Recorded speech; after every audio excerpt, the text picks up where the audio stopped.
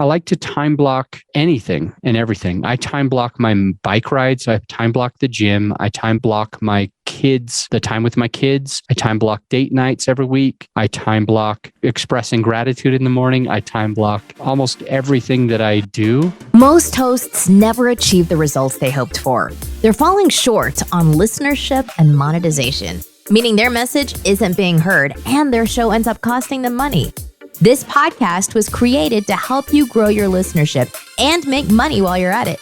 Get ready to take notes. Here's your host, Adam Adams. What's up, podcaster? It is Adam A. Adams, and I'm recording 4 episodes back to back. And so I'm still a little shooken up by a loss of a great employee that I really cared for, who's a mother. And so if you can sense something's a little different in my voice or something like that, that's probably where it's coming from. However, I do still want to share these 4 episodes. Now, you're only going to hear them every other day, basically.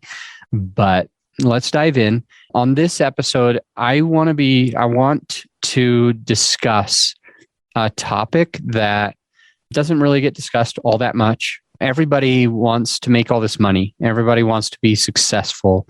We all want to earn all this money so that we feel worthy, so that we feel like we can start doing the things that we wanted to do with the money, with our kids, etc. And I have noticed that a lot of human civilization, a lot of it, not all of it, but certainly a good majority of people that would be listening to this podcast might, no offense, but might have their eyes on the wrong prize in some cases. And that's why I wanted to talk about this. I'm a member of a great mastermind that I really love, and it's affected my life and lifestyle more than anything. The mastermind, I will plug them. They're called Leadership Boardroom with Shaun McClosky. And Shaun is the type of person that is a really good communicator, really good teacher, understands people and how to help people.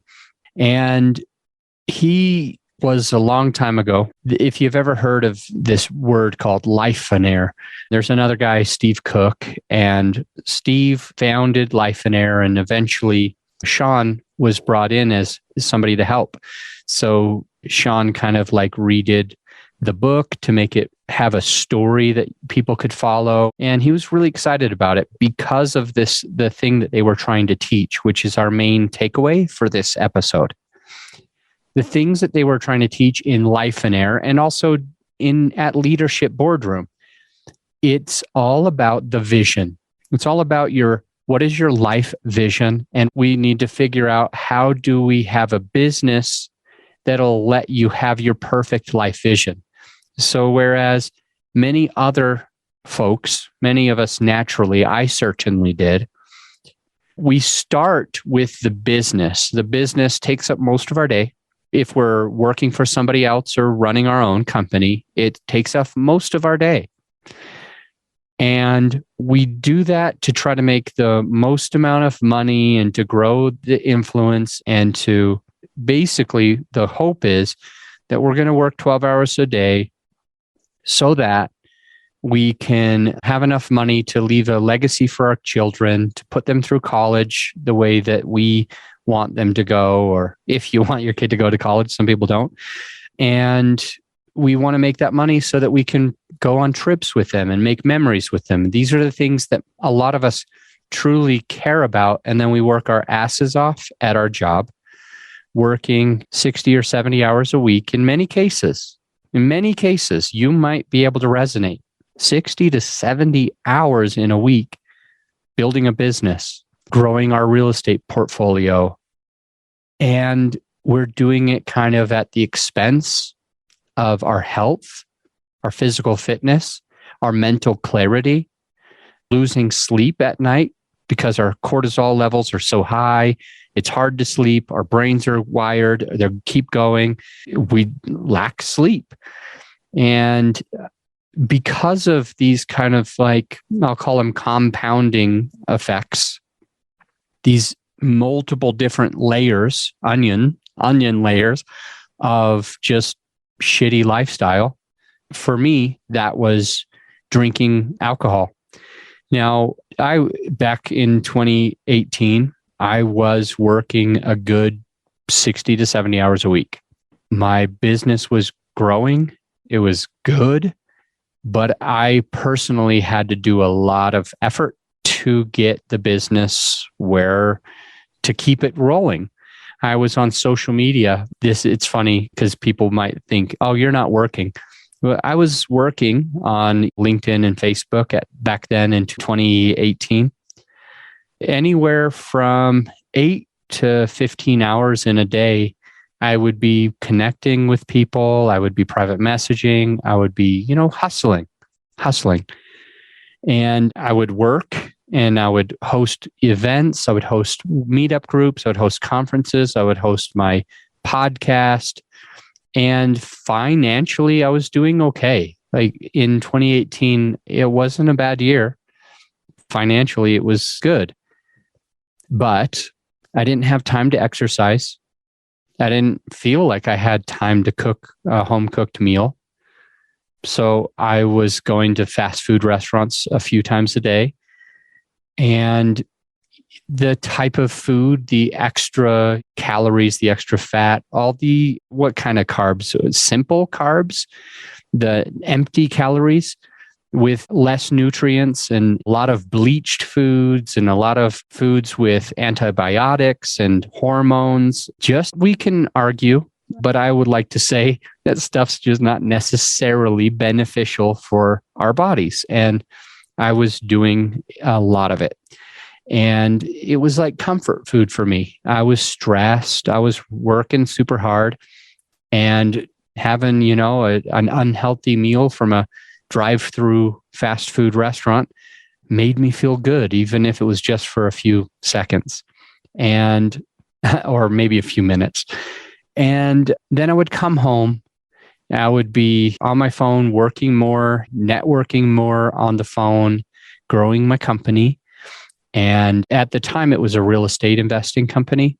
Just so you're clear, I didn't launch Grow Your Show. I didn't start helping podcasters until late 2019. But in 2018, where I'm talking about, I'd get home after a crazy, hectic, long day, always staring at a phone with all that blue light that keeps you awake and all of that, and connecting with people, and just one more message. And my kids would walk up, and I feel horrible even mentioning this, but my kids would walk up to me and they'd want to play a game. And I'd be like, I don't have time for a game. I'm tired. I've had a long day. I've got to keep working. Daddy's working. So I'm sorry. I can't do that. So that was me in 2018. And additionally, I would pull out those beers, and just the sound of a cracking beer was enough for me to already start to feel relaxed after a long day. And even if I was drinking non-alcoholic beer, which I should have been doing, I wish I was doing, I wouldn't have got as fat. Even if I was drinking non-alcoholic beer like O'Doul's or whatever, I still probably would have felt great, just because that was a signal of my day is ending. I've worked 15 hours today, and that was enough. I'm finally cracking open the beers. But I would generally, and I kind of think it's funny because I see this on TV a lot, and this was me for sure. I would always ask my kids to get me a beer. I know that might sound horrible to some of you listening, but I don't know. I'd be sitting there. I would have my first beer, and I'd say to my youngest son, hey, I'll call him A for this. Hey, A, do me a giant favor. And he's like, yeah. And I was like, could you grab me another beer? And then I just feel bad about this right now, but this is true. This is really what happened. And there is a point to all of this. Stick with me. There is a point to all of this, and I think it's going to be helpful. Maybe my story is farther down the path than yours is. But if you're at all on this path, by the end of this episode, I'm going to share some ways to get out of the path and some aspiration, some inspiration, I guess, of how it all turned out when I changed some of these things. So stay tuned, stay on the episode. I promise there's a reason why I'm spending the time going through this. Anyway, I would sit there and I would say, which one of my kids loves me the most? And they would both jump up with joy. They were so excited to help. And B, we'll call one of them B. We'll call them A and B. B would be like, I do, I'm the one. And I'm like, oh, can you get me a beer? And he's like, yep, I'll go grab that right now. So anyway, I thought it was cool that I didn't have to get up for my own beer, but I was really teaching and training my kids the wrong things, right? And December of 2018, in that mastermind I mentioned, I finally said, I felt like my business was at a really good place. And I said to everybody in my mastermind group, I was like, one of my sons had told me that I wasn't a great dad. That was the catalyst for all of this. One of my sons told me that I don't do anything with them. I never have time for them. And when they went to their mom's room, we all lived together. When they went to their mom's, she would look them in the eye. She would give them time and attention, and they would feel loved. They would feel appreciated. Not the type of appreciation where it was, thanks for getting me the beer. I know you love me more than your brother. Like actual, like, I see you. Here I am, like in the room with my kids, in the room, but not with my kids. I'm in the same room, but I'm looking at my phone. I'm looking at my laptop. I'm on social media. I'm working. I'm answering emails. I'm responding to emails.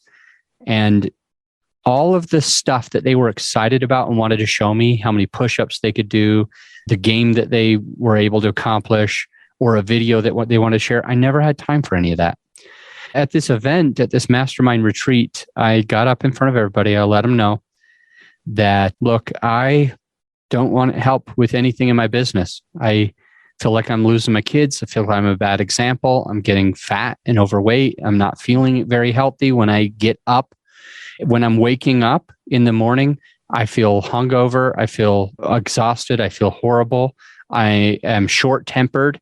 And by the way, when I'm getting up out of bed, my stomach was so like bloated from all the food that I would eat and all the alcohol that I would drink and the fat that I was accumulating. Like I couldn't like lean over all the way. There was too much there. There was too much like blocking it, right? And I just felt like my priorities were lost and I was in a hole that I couldn't really dig myself out by myself. And so I was reaching out for help. And I got a lot of people that were able to resonate with me. They had felt that way before. As they were building their business, they lost sight of their family, their friends, their loved ones, and they poured into me. They shared a few things that I'll share with you as well.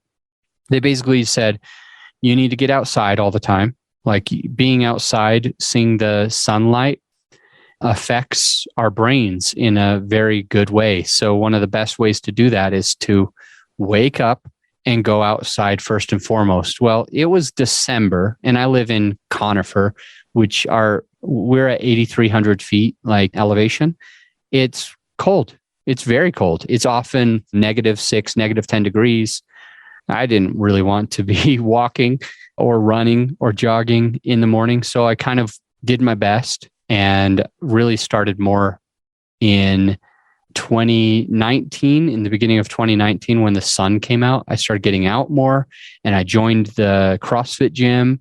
And anyway, I was trying to exercise. I was trying to move. I limited my alcohol. I might have taken one day off, but when I would drink, it would be like 2 beers instead of 6 beers or something like that. So I was limiting my alcohol a little bit. And then here's the next thing that I did.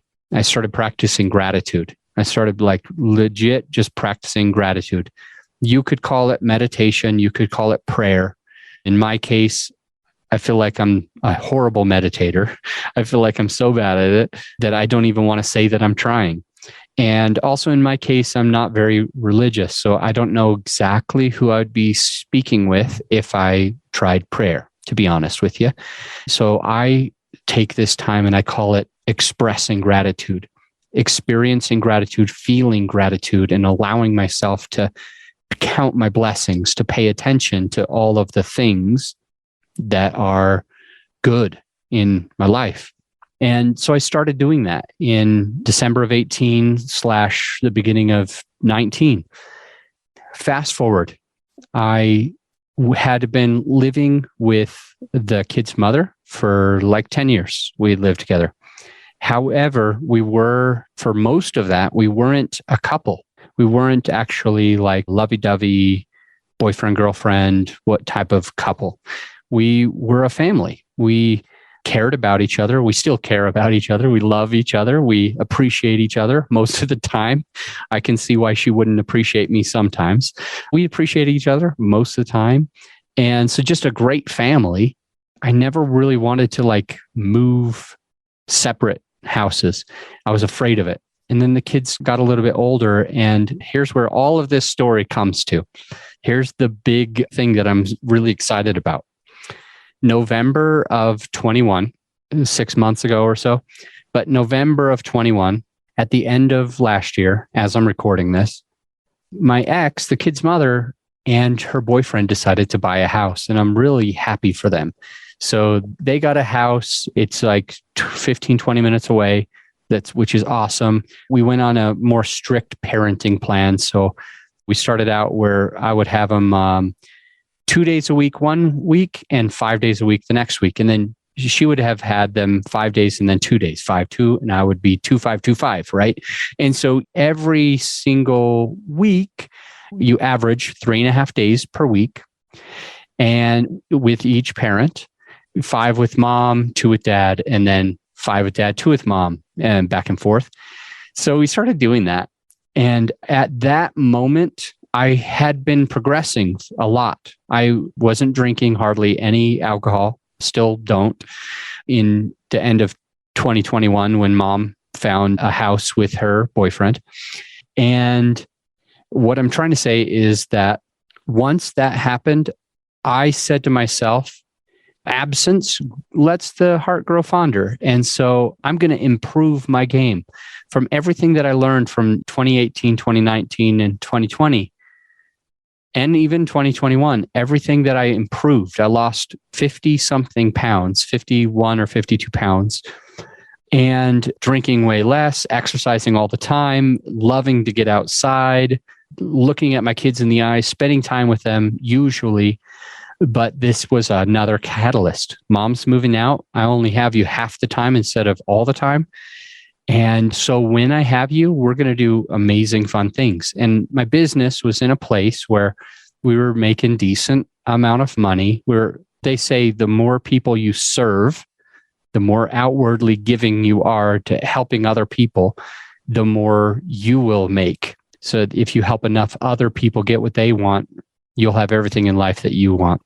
And we're helping a lot of people get what they want. My company employs about 30 people. And they make great money with our team. And on top of that, we are serving a lot of clients, at the time, 40 or 50 clients, and just helping those clients get to another level, right, in their podcasting business.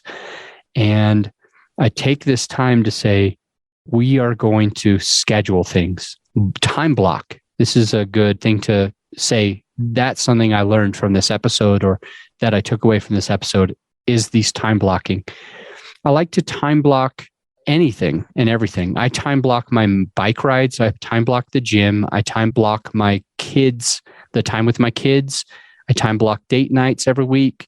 I time block expressing gratitude in the morning. I time block almost everything that I do. I am saying no to other things and saying yes to this thing. And so I block that time. So it's the only thing that I can do in that amount of time. So time blocking has been very important to me. And the things that we decided is I have the kids every single Wednesday and Thursday. Always, I have them Wednesday and Thursday, no matter what. Okay. Maybe I'll be out of town and we'll switch days or something, but pretty much I always have them Wednesday and Thursday.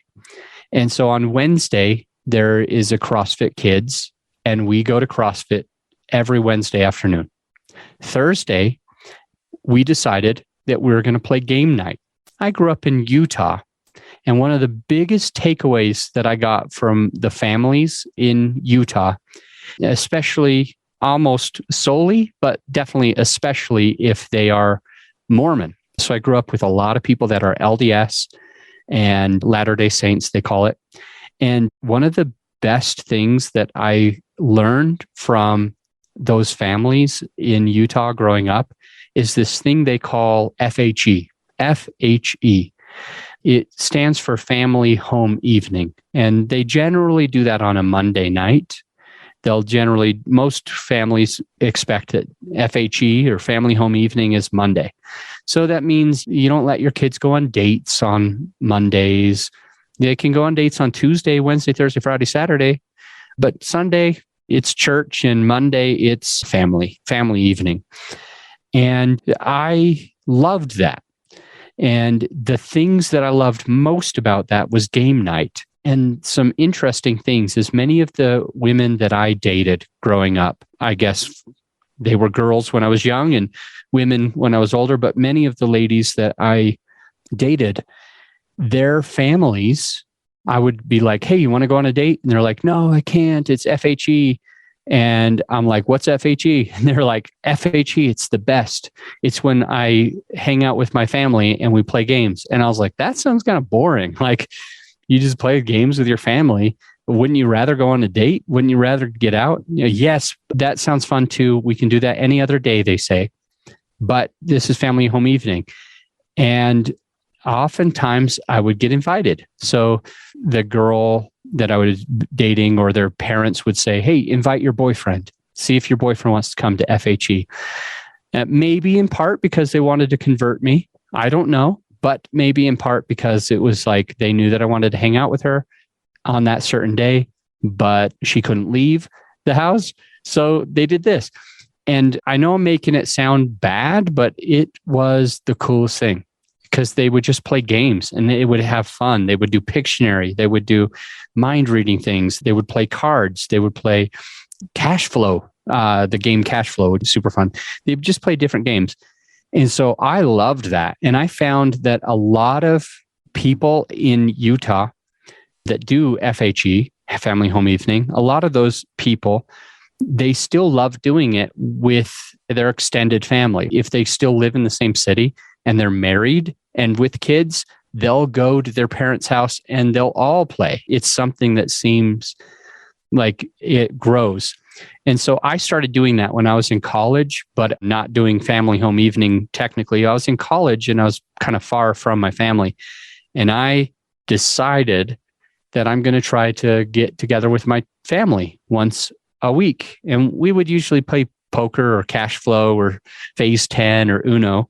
But I would drive up because I was about an hour and a half south in Provo, Utah, going to college, Orem, Utah, when they were living in like Kaysville, Layton, like north of Salt Lake. Anyway, the point is that we started doing these family home evenings, even though we weren't an LDS family. But on Sundays, we would do it. So I'd drive up on the weekend. I would play games with my family. And my sister used to tell me, you're the glue for the family. Like without you, the family wouldn't do all these fun things. We wouldn't connect. We wouldn't be as close. And, I was just taking a page out of the book of the Mormon religion from the state that I grew up in. That's all I was doing. I just wanted to do it. I wanted to see what it was like. And we loved it, even though we weren't Mormon, even though we weren't LDS. We loved doing that. And so Thursday night, I told you Wednesday was CrossFit. Thursday, we're basically having Family Home Evening. Okay, the same thing that I grew up with all my friends doing in Utah. So we do game night. We just call it game night. It's the easiest way to call it.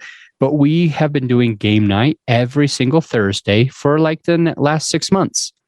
Unless maybe if I was out of town, we skipped that 1 week. But other than that, without fail, every Thursday since November of last year is game night, Family Home Evening. We spend that time together. We play games. The kids were a little resistant at first, but now they love it. They wouldn't want to change it.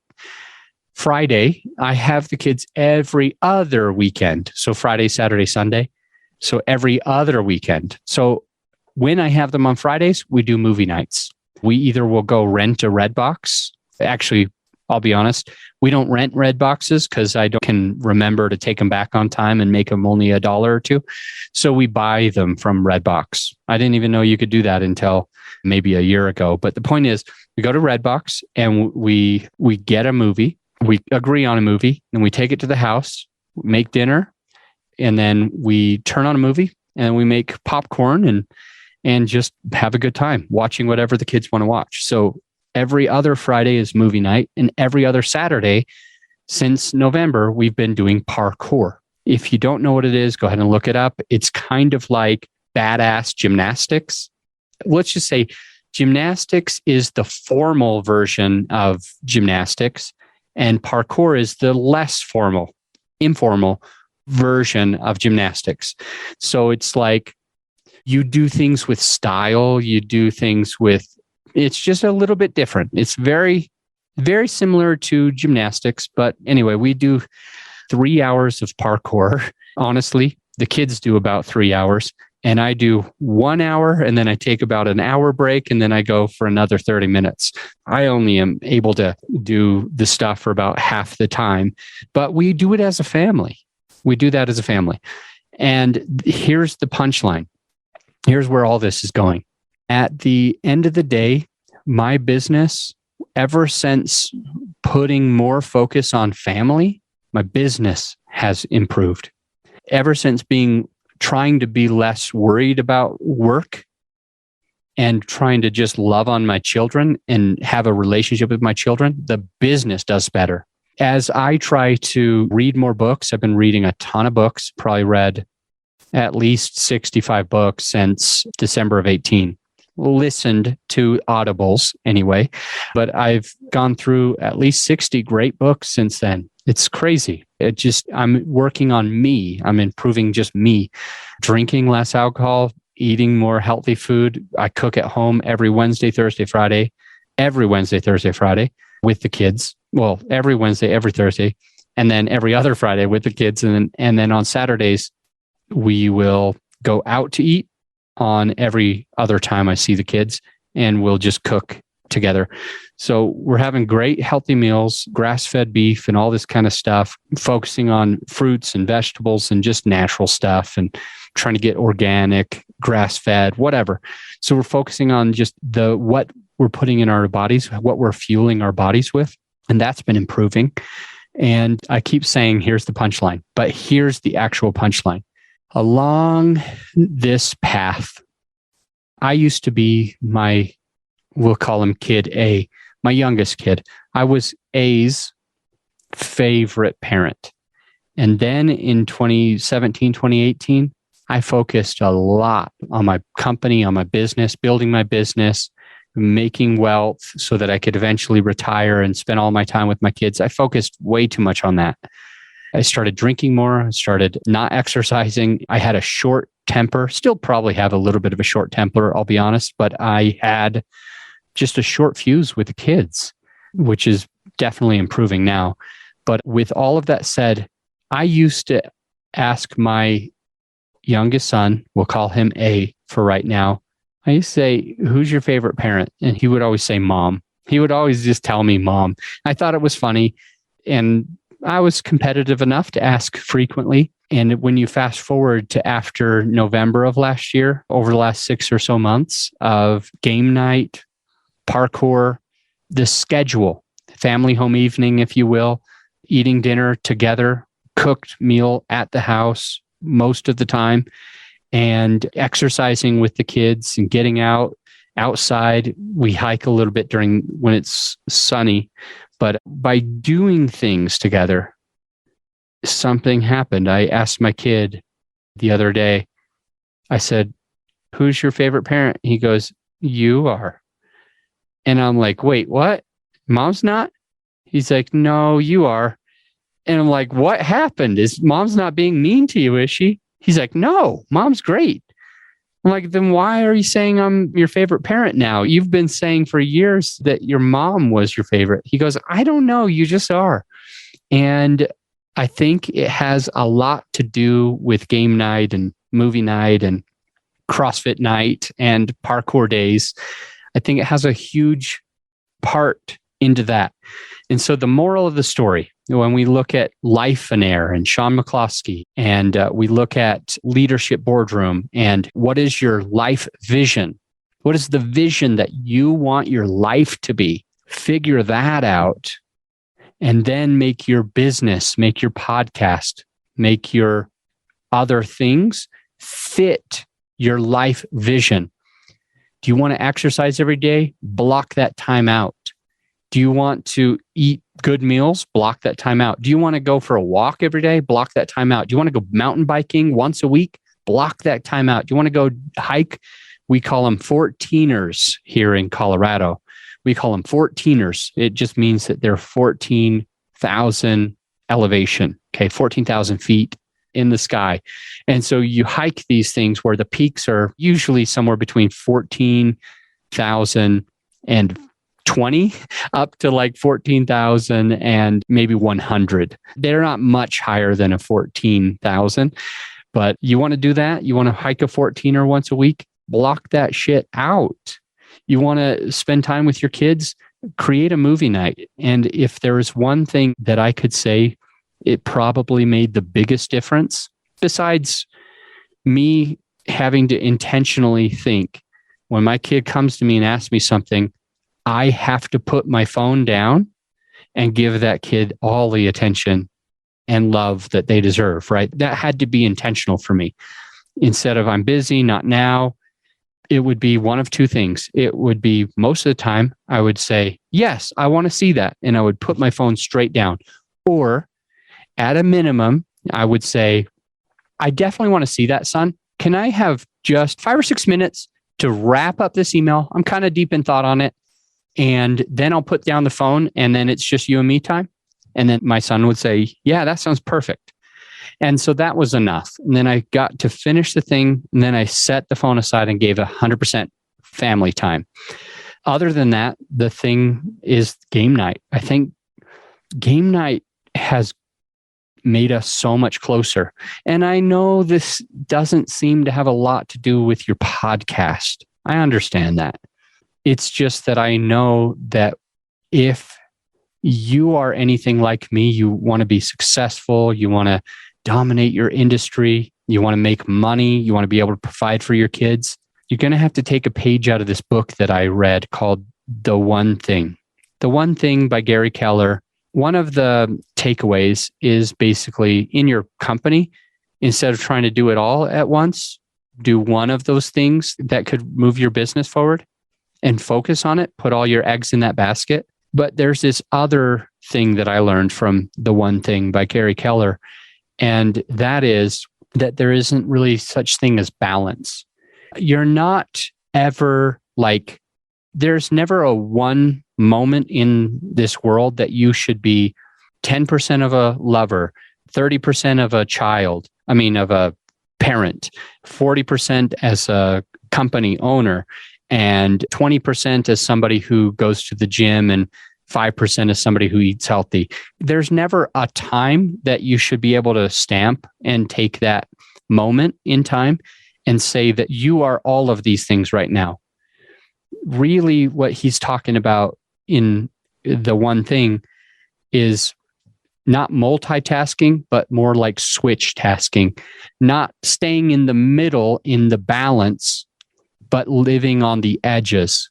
So what I'm saying here, and what Gary said in his book, is when I'm with my sweetheart, I try to show her all the love that I can.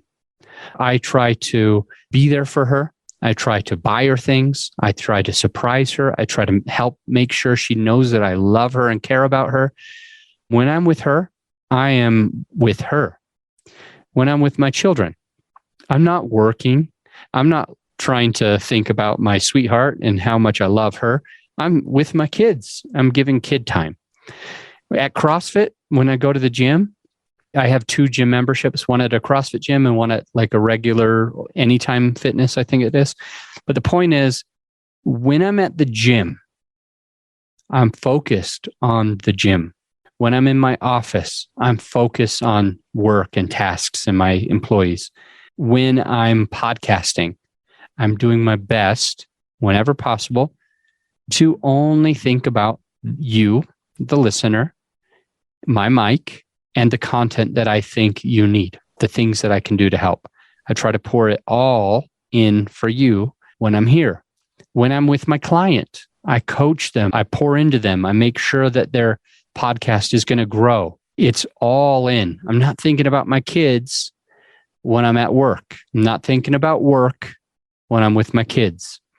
And that's what we're talking about today in this episode, is not to balance, but to switch task, to go all in. And then another takeaway is, if you're trying to make all this money now and ignoring your health or your family just so you can make all this money, you're probably going to lose your kids. And there is a good thing that happens.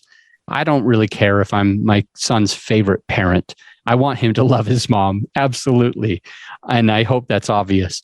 It just, all this says to me is that me putting in the time and effort to block the time for the kids and go all in and have this structure where we always know what we do on that day. And we always do it. We follow through with it. They know that I'm the type of person who does what I say I'm going to do. They feel the connection that we have as we're playing those games or going to CrossFit or whatever it is, watching those movies together. And hopefully in many years from now, there will be some type of domino effect where my kids will be good dads. That's really what I want. I want my kids to be good adults, whether they're dads or not. I think emotionally, I'm like, I hope they become dads because they would be great dads. But anyway, I'm getting off topic. Here's the topic. Don't focus too much on your business. Focus on those things that you always wanted. Focus on them now. You don't need to make as much money as you think you probably need to make. I used to be like, we need to get this company to 1,000. I was like, we need to get this company to whereas we're serving 1,000 podcasters. That's where I want to go. I want to serve 1,000 podcasters. I don't really care about that so much anymore. Like if we only serve 50 people and we serve them at a high level and I can still spend time with my kids and I can still grow my health and basically my self-love, self-care, self-improvement, if I can be focused on those things and get outside and be healthy and active and happy, that's all I care about. I don't need to make $1 million a month to have happiness. I just have to spend time with my family, my kids, my sweetheart, and myself to be happy and to have happiness and to feel like I'm fulfilling a good life. Whew, I didn't expect that to be a 45-minute episode. I hope it was valuable to you. Please leave a comment. Feel free to, whether it was good or whether it was bad, go ahead and write a review of the podcast. Let me know what you think. Write into me, team@growyourshow.com, whatever it is. But I'd be real curious if this episode was impactful and helpful, or if it was like more of a distraction. And yeah, this episode's different. So let me know what you thought of it, either by leaving an honest review of the show, regardless of what you think, just an honest review. That's all I'm asking. And or you can email me and the team at team@growyourshow.com and let us know what you thought about this episode number. I'd be real curious. I want to challenge you. I want to absolutely challenge you after hearing this, wherever you are in your journey, improve one step. What can you do? Is it FHE? Is it family home evening? Is it CrossFit? Is it working out? Is it hiking with the kids? Is it looking at in the eye? Is it putting your phone down? Is it scheduling out time blocking date night so it's the same day every single week? Whatever it is, I challenge you to take at least one step to time block one positive thing that will help you. Maybe it's gratitude. Maybe it's just taking the time to express gratitude or prayer or meditation. I don't know. I want you to make that step. Let me know how it goes, and I'll see you on the next episode. This is serious. Don't go. Now that you've gotten whatever value that you feel that you got, the actionable takeaways, you need to implement the stuff that you learned. If you remember me talking about bird church once, and they learn how to fly, and then they walk home, I don't want you to walk home. I want you to fly home. So take the steps, take the actionable steps for your benefit so that you can become a better podcaster. That's the only thing that I ask of you. And I'll see you for more actionable tips on the very next episode.